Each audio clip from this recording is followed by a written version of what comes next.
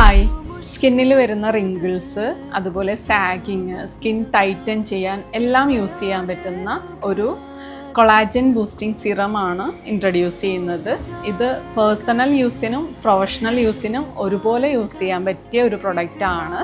ഇത് നമ്മൾക്ക് എങ്ങനെയാണ് യൂസ് ചെയ്യേണ്ടതെന്ന് വെച്ചാൽ, ഇപ്പോൾ ബ്രൈഡൽ മേക്കപ്പിനാണെങ്കിൽ നമുക്ക് മോയ്സ്ചറൈസർ അപ്ലൈ ചെയ്യുന്നതിന് തൊട്ട് മുന്നേ ആയിട്ട് ഒരു 2-3 drops all over face apply ചെയ്ത് കൊടുക്കാം.